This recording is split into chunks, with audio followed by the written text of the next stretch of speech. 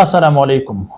که موږ وګورو زمونږ 99% پښتانه ځوانان یا مشران دوی ناکام دي، خپل هلې ځلې کوي، کوشش کوي، مهنت کوي، خو بیا هم د دوی نتیجه کې ناکامي نصیب شوې ده.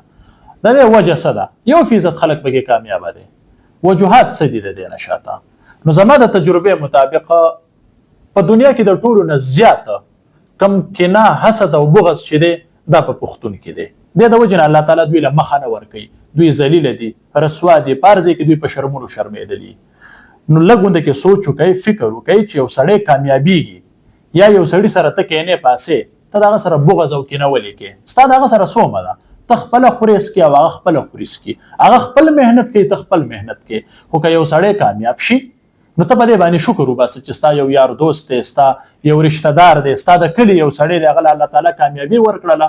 نو ته الله تعالی ته سوال وکړه چې الله تعالی دې د هغه دغه کامیابي نصیب کړي او ماله د هغه نه بهتره راکړي. یا الله تعالی همدغه رنګ خپل مهنت کوه، کوشش کوه، د ځانه خوار مه جوړوه. که نه ته د دې سره ذلیله کېږې، حسد کوونکی سړی بغض او کینه چې کوي د ده به دا مخ هم سپېروي. نو د ځانه سپېره مه جوړوه، منحوسه د ځانه مه جوړوه، بلکې ته غور فکر وکړه چې زه د چا د کامیابۍ واورم نو زما د زړه معدې ته ولې کوزېږي.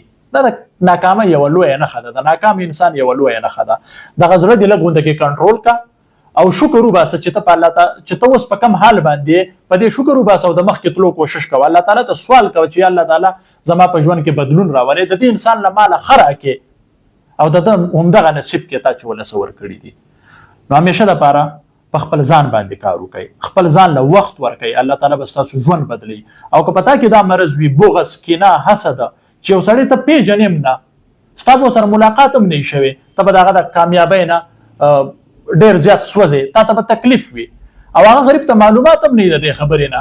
د ټولو نه زیات تکلیف کم انسان ته وي. تاسو ته معلومات شته چې کم انسان بغض او کینه کوي، هر ټایم به دی په ټینشن کې، دی به په ډپریشن کې، خو چې د چا باره کې اوري چې پلانکې ګاډی واغستو، دی به په سخته باندې، پلانکې کور واغستلو، د ده به په سر باندې درد دی. هلکه دغه ټایم ته خپل ځان له ولې نه ورکې؟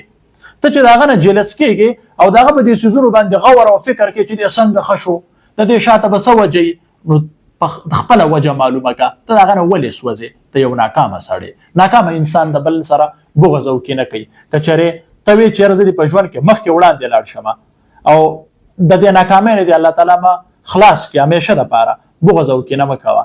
کوم سړی چې په ژوند کې کامیابۍ طرف ته ځي، ستا یار دوست دی، د هغه نه زده کړه وکړه، د هغه سره کښېنه، دا د هغې حل دی.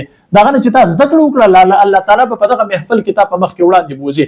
المرء علی دین خلیله، چې ته په کم محفل کې کښېنې تا ته به د هغې رنګ لګي. اوس که ته د دغه خلکو سره کښېنې چې بغض کینه د خلکو پسې خبرې کوي، ستا نه به هم دغه شی جوړېږي. خو که ته یو ښه محفل ته ځې چې په هغې کې خلک د بزنس خبرې کوي، په هغې کې ښې خبرې کوي، په هغې د پرمختګ خبرې کېږي، په هغې کې یو بل خلک سپورټ کوي، ملګرتیا یې کوي، په تا باندې به دغه اثرات غورځېږي، دغه شواګانې به په تا باندې در غورځېږي. الله تعالی به تا نه ترقي درکوي او په ژوند کې به مخکې ځې. او که ته بغض او کینه کې، همیشه دپاره به ته رسوا یې، په ژوند کې به کله هم ته کامیابۍ طرف ته لاړ نه شې. محنت به هم کې، کوشش به هم کې، سخت به هم برداشت کې، خو دغه مرض په تا کې وي او دا مرض چې په چا کې، هغه چریم په ژوند کې کامیابۍ طرف ته نشي تللی.